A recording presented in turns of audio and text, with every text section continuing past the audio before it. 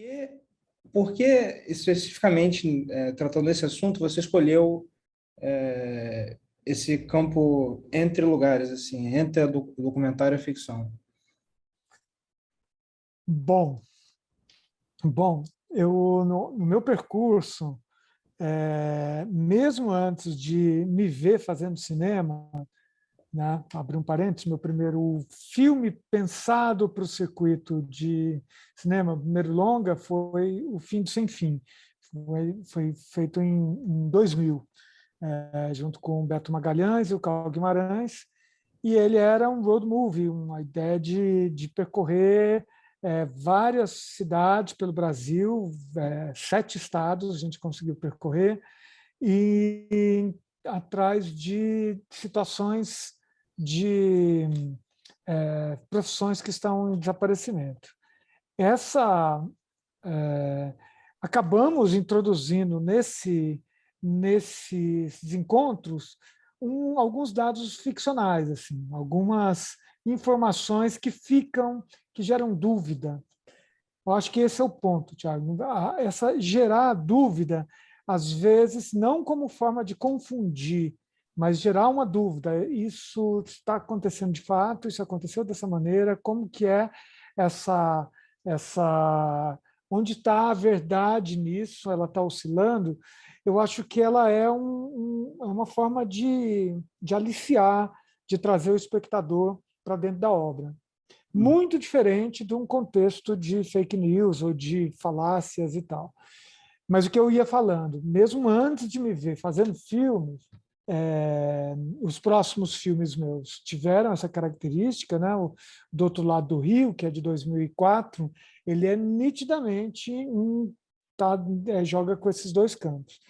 Mas tentando articular aqui o raciocínio, eu fiz uma série de vídeos nos anos 90, videoarte, passei os anos 90 fazendo videoarte, né? Trabalhos em vídeo, às vezes em Super 8, até 16, não importava, mas eu me interessava o campo da videoarte, mais até do que o campo do cinema experimental, do curta-metragem. O curta-metragem era muito pautado pela ficção nos anos 90. Ele era uma espécie de ficção para longa. Ele era uma espécie de vitrine, as pessoas faziam um curta como porta de entrada para fazer um longa. E não era esse o meu interesse. Eu queria continuar fazendo aqueles trabalhos curtos que eram uma exploração dessa linguagem possível ali. Mas vários desses meus trabalhos, eles jogam com a ideia de uma pergunta: isso é verdade ou é ficção? Essa pessoa ela está encenando ou não? Ela está atuando ou ela está agindo naturalmente? Que é uma pergunta que eu acho que a gente faz com relação ao Lavra, né, com relação a Camila, né? Uhum. Mas no caso do Lavra, ele tem outros ingredientes também, porque essa dúvida, essa vontade de questionar esse, essa a fidelidade do fato, né? Ou fazer com que o espectador pergunte: isso aconteceu ou não aconteceu, né? Isso, como eu falei, é uma forma que eu vejo, uma forma de ativar o espectador nessa trama, mas ela, a meu ver também, ela é uma forma de compartilhar a minha experiência, que estou ali fazendo, estou ali gravando, estou ali registrando, e que se eu simplesmente tentar ser imparcial, tentar ser neutro, eu não vou compartilhar a minha emoção, o meu impacto, a minha inserção naquela realidade. Então, eu acho que introduzir alguns aspectos assim ficcionais no documental, ou introduzir o documental na ficção, é uma forma, pode ser uma certa riqueza, né? Pode ser pode ser, porque eu consigo entender casos que não são e que acabam sendo lamentáveis nesse sentido, né? Mas eu jogava muito, eu gostava muito de lidar com com esse acordo tácito, assim, olha, você vai falar isso, e vamos dar uma conotação aqui sobre se isso é verdade, se Uhum. isso foi encenado ou não, né? Eu, mas quando eu me vi fazendo documentários, né, no cinema, entrando no cinema, essa entrada no cinema foi pelo lado documental e continua sendo, né, o interesse no documental, se sobressai mais esse aspecto de como lidar com a complexidade de uma realidade que pode ter muitos lados, muitos aspectos ali. E se você só dá voz é tudo, é muito importante. Camila está no Lavra como forma de dar voz às pessoas com as quais ela encontra, né? Mas só dar voz talvez escape algum tipo de complexidade da realidade. Como falar do capitalismo, né? É, como fazer com que alguém que está ali, um atingido, que está vivendo numa comunidade, numa pequena comunidade, a quilômetros de uma cidadezinha ali, para ele falar do capitalismo, falar de conflito de classes, né? Como, como, como tentar mostrar que conflito de classe ou a contradição do capitalismo, ele está vivendo aquilo, mas que para o espectador entender que as duas coisas fazem parte do mesmo tipo de exploração, do mesmo tipo de ideologia perversa do capitalismo, as, foi necessário introduzir uma personagem, foi necessário ter um voice-over, foi necessário ter outras camadas de informação, foi necessário ter introduzir no filme outras características ou outras linguagens que eu até retiro dessa dualidade, dessa dicotomia, ou é ficção ou documentário, ou ele é um híbrido, doc-ficção ou ficção documental, que é um certo cinema ensaístico, um cinema que permite aspectos conceituais ali. Onde está isso no Lavra? Por exemplo, as crateras que estão registradas com a câmera fixa, parada, tudo move, porque tudo que a gente vê no filme está sendo visto pelos olhos da Camila, ou depois seguindo, acompanhando Camila, né? Sai da câmera subjetiva, vai para a câmera para o over the shoulder, depois Uhum. vai para o follow shot, né? E depois, finalmente, a câmera é um interlocutor. Camila fala para a câmera, né? É como se o corpo dela estivesse completo ali.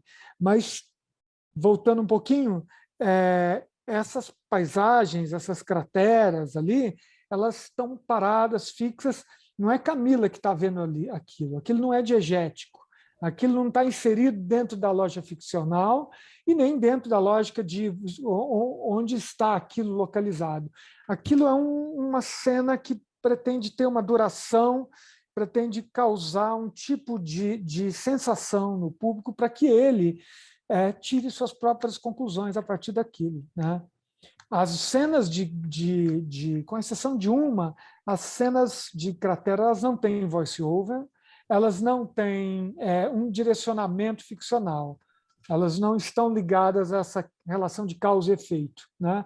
do ponto de vista da narrativa. Né?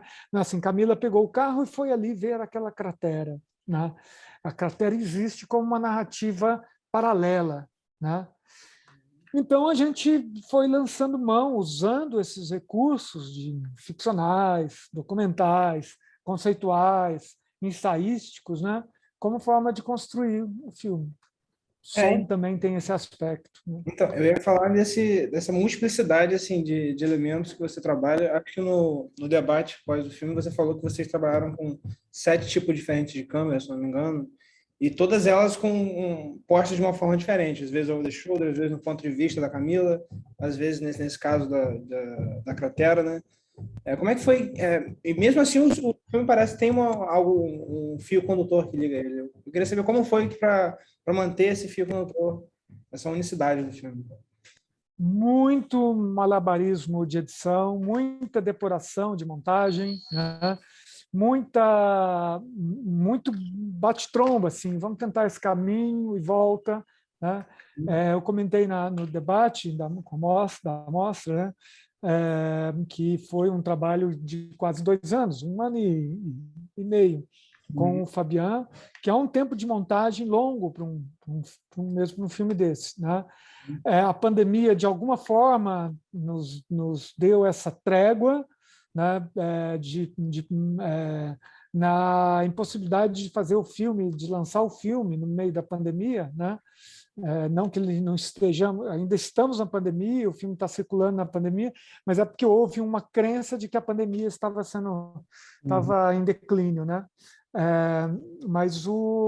E a gente acelerou o filme por isso, acelerou a finalização do filme para que ele pudesse entrar nessa expectativa de uma volta, entre aspas, né, à normalidade, porque a gente foi para Amsterdã, no ID, para mostrar o filme lá. Mas então, durante a montagem, houve então esse,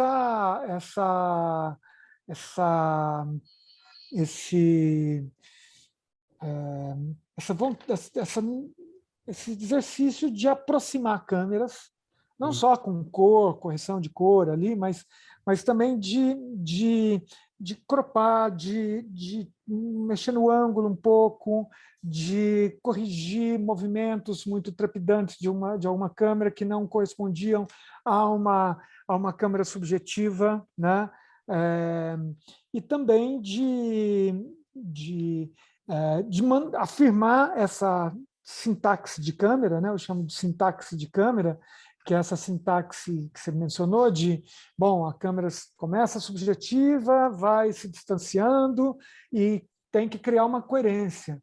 Ela teria que criar essa progressão, essa evolução, eu falava muito mesmo na filmagem, como um bolero de Ravel, que tem um andamento e ele vai somando outros instrumentos, outros elementos ali, e a câmera, então esse rigor inicial, que teve que ser mais rigoroso no início do filme, ele vai deixando de ser tão rigoroso porque a gente acreditou, né, que o público deixa de se ater muito a isso. Ele aceita esse pacto, é uma câmera subjetiva, então vamos lá, tudo bem, já está aceito, essa premissa já está aceita. Porque, do ponto de vista muito técnico, tem cenas ali que seriam questionáveis dessa sintaxe, né? Então, é uma liberdade que a gente mesmo se fez para manter a narrativa e não manter esse virtuosismo técnico, né? E não manter essa loucura técnica né, que talvez alguns cinéfilos, vocês do Biombo Escuro, talvez notem. Aqui, ó, aqui está Tem uma faltando busca obsessiva por rigor. uma primazia técnica, né? Uma formal, né? Uma coisa assim que... Cinéfilos notam, os cinéfilos notam e vão cobrar isso em algum momento, em alguma matéria já cobraram, eu já vi isso. Não, mas eu acho que no caso do Lavra é perfeito para convencionar isso que você quer, e eu acho, inclusive, que meio que ajuda a criar um senso até de amizade com as pessoas que vocês conversam, assim. Eu sinto que você se integra nas histórias deles e cria uma relação forte ali com as pessoas. Até também para imaginar um pouco o mundo que elas querem também, né? Porque o mundo que elas querem é diferente do mundo real, mas no seu filme o mundo que elas querem pode existir, né? Então, eu acho que utilizar-se desse malabarismo que você falou é ideal para chegar a esse resultado. Mas eu queria perguntar como é que foi Brumadinho, a cena de Brumadinho, eu achei muito fortes. Tem uma coisa meio de olho do furacão, né? De estar acontecendo ali, os helicópteros, bem fortes mesmo. Como é que foi a adaptação assim para filmar? Nossa, hoje, né, Tiago? Hoje, 25 de janeiro, fazem 3 anos, né? Uhum. E eu estava em São Paulo, eu estava finalizando meu doutorado na FAO, e a Kit estava fazendo uma pesquisa em Conceição do Mato Dentro. Ela já tinha me mandado algum material, né? E tem essa cena do filme que Camila está lá com a dona Darcília e o filho dela, o Fernando, chama: mãe, vem aqui ver o que está acontecendo. Foi isso que aconteceu lá. Foi isso que aconteceu com a Kit lá em Brumadinho, em Conceição. E ela cutucou, eu recebi outras mensagens por volta de meio-dia e pouco, né? E era difícil de crer, e agora, assim, por volta dessa hora, 3 da tarde, 3h30, a gente a gente já tinha noção da dimensão da catástrofe, né? De que tinha atingido o restaurante, de que não haveriam sobreviventes no restaurante, de que pelo menos 70 pessoas dentro do restaurante tinham sido mortas. E então isso começou a reverberar ali. E hoje nas redes sociais isso está reverberando, né? Hoje, agora, né? Um pouco antes de entrar, eu estava acompanhando um pouco, né? Então a gente reproduziu, isso acabou sendo introduzido no roteiro como uma situação vivida, experienciada ali pela Kit que estava fazendo essa pesquisa. Mas o que a gente conseguiu fazer foi ter no dia seguinte uma equipe indo para lá com 2 câmeras, uma 5D e uma Red e um drone, né? E essas cenas estão no filme. As cenas estão no filme, a câmera subindo no caminhão, no filme, e a gente já sabia, como a gente já sabia que o filme teria uma estrutura de câmera subjetiva, então essa lógica de manter o olhar da câmera como uma cabeça, né? Já estava ali um pouco. Quem foi gravar, o André Alac, que é o produtor, quem foi com a equipe, já tinha esse conhecimento, né? E acabou levando isso em consideração. Já havia uma direção estabelecida, porque a gente já havia gravado material de pesquisa na região de Mariana, Paracatu de Baixo e Bento Rodrigues, né?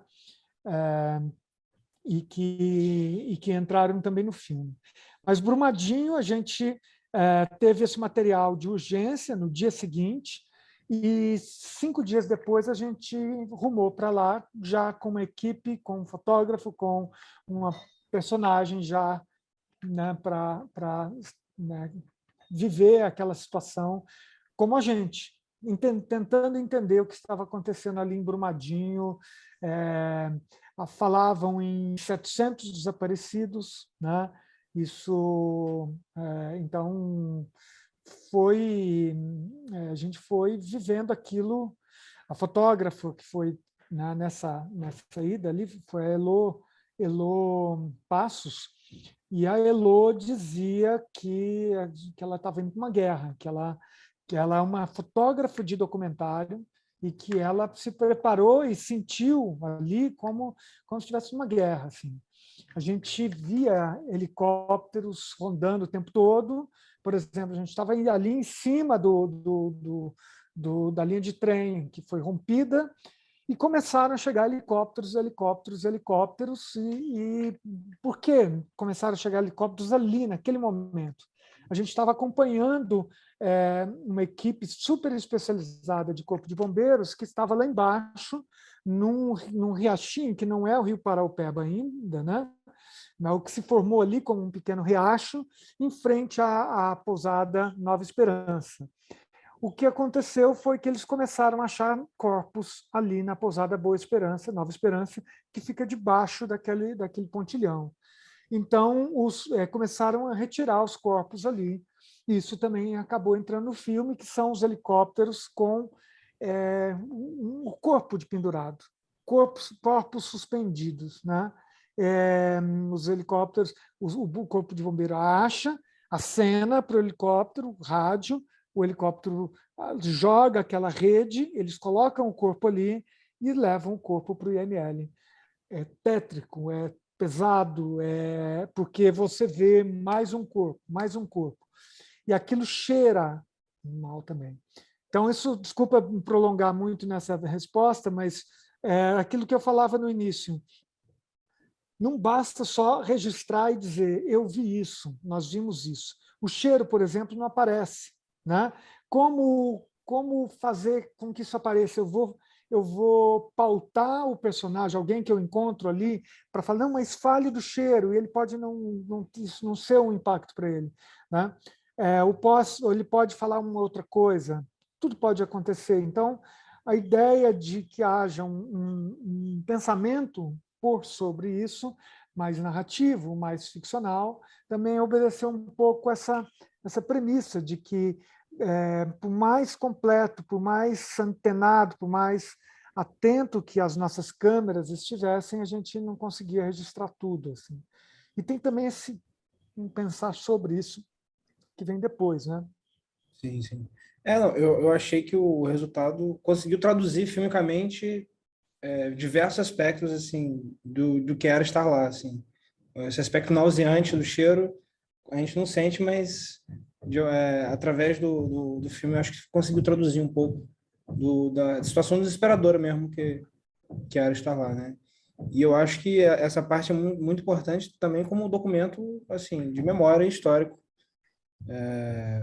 principalmente nos tempos que a gente vive, em que, enfim, o esquecimento é rápido e existem forças que se beneficiam do esquecimento, querem apagar a história para seus benefícios. Então, eu acho que ter esse documento e o documento inserido num argumento artístico seu, né?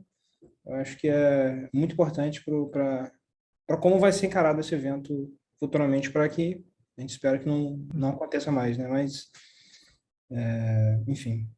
Mas para encerrar a entrevista, eu queria falar um pouco sobre a parte mais para o final do filme, que eu percebi que ela vai ficando um pouco mais contemplativa conforme vocês vão para a entrevista com o Ailton Krenak, que ele começa a falar dos sonhos, e aí a própria Camila também, ela meio que faz uma busca de conexão espiritual com o lugar. Eu queria saber se o seu intuito era acabar num tom positivo, assim, com uma melodia bonita, apesar de estar contando uma história tão trágica. Eu acho que o uso de música no filme bem foi feito com parcimônia. Eu sou um pouco arredio à lógica desses recursos muito diretos que fazem as pessoas se emocionarem, chorarem e tal. Então, não há música ali no final, né? Existe um momento de tensão, mas assim, ela é um momento de silêncio. Vem a chuva e não há música, né? Num um filme mais convencional, talvez colocasse uma música ali, né? Para fazer chorar. Mas é interessante a sua observação, porque ela assim, eu concordo, eu concordo com a sua sensação, com a sua observação, né, ao ver o filme, de que há uma tentativa de mostrar, não de mostrar algo positivo, mas de sair da comiseração trágica que acometeu aquelas pessoas. Então,